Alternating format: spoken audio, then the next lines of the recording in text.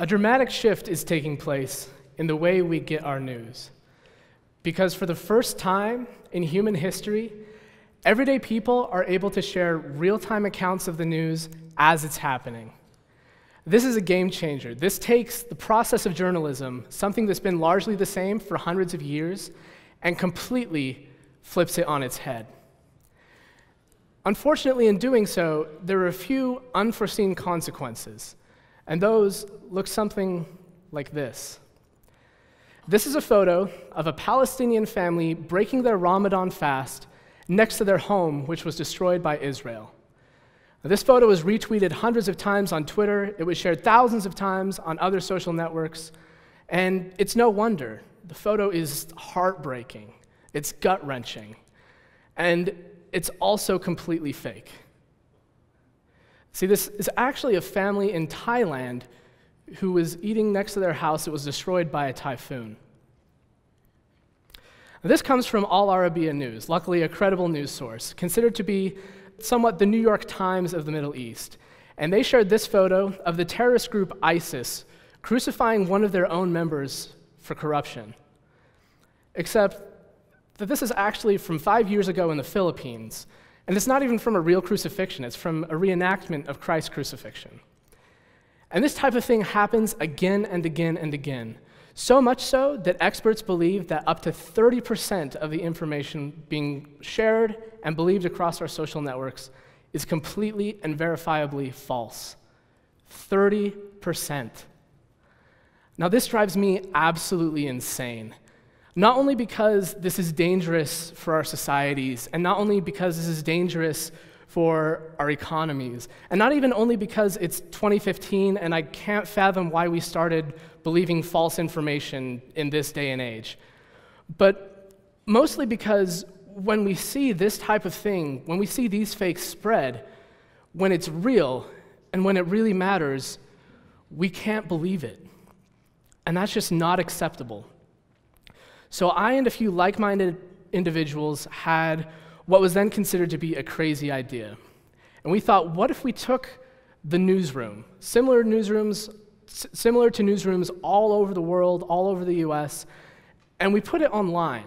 What if we built a way so that not only could everybody see every step that was taken to verify every single piece of content, but we actually went a step further and said, what if we actually let everybody in the world join? And we let everybody in the world take place in this journalistic process. Now, this was obviously ridiculed by mainstream news organizations. They said, how could a group of ragtag, ordinary people who haven't gone to Columbia Journalism School ever hope to produce something reliable and accurate in the news? Well, a few days after we did that, a passenger jet was shot down over eastern Ukraine. And within minutes, hundreds of innocent civilian lives just vanished. They were gone.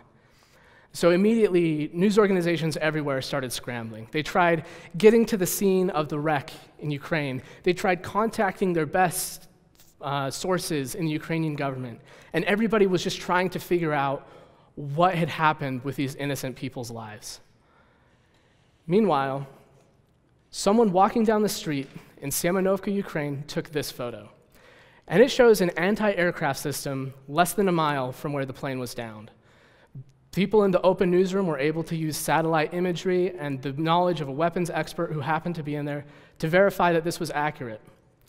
A few minutes later, somebody else took this video of the same anti-aircraft system crossing the border to Russia, but this time with 2 missiles missing. A few minutes later, somebody found on Vkontakte, the Russian Facebook, the pro-Russian rebel leader in Ukraine had posted this message. And it says, "We warned them not to fly in our skies." And he brags about how his troops shot down what they then believed to be a military transporter before they learned it was a passenger jet and deleted his comments. But because of the open newsroom, by that time, it was already too late. And everyday people had come together and in minutes figured out what had happened, something that took mainstream media days before they came to the same conclusion. So when we saw how well this model worked, we started wondering, to what else could we apply this same process of a newsroom that anybody could join. And it works beautifully in the riots in Baltimore and Ferguson. Not only did we have people who knew those areas and situations well, but we actually had people who were experts in riot control, who knew the difference between what a smoke bomb was and what tear gas is when you couldn't say the same for Fox or CNN or MSNBC. And most recently, what if you applied the same thing to a presidential debate? What if every time any of the candidates said something, there were dozens of people fact-checking its accuracy in real time? Well, what we found was, first of all, there's not as much to fact-check as you would hope, because most of it is blowing smoke. But when they were saying something that was verifiable, they were blatantly incorrect about 25% of the time. Now, that's interesting in this context, but it makes you wonder, what has happened for the rest of human history? What has the rest of that 25% been throughout the rest of the presidential debates? So we hear a lot about how journalism is doomed, and we hear a lot about news organizations closing their doors right and left or laying off journalists by the thousands.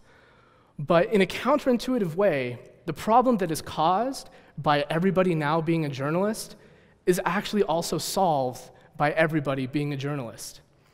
And because of that, because not only can everybody anywhere on planet Earth go to one of these organizations and help and contribute and become a reporter, but specifically because everybody in this room is now a reporter, I thoroughly and I deeply believe that the future of journalism is better and it's brighter than it has ever been.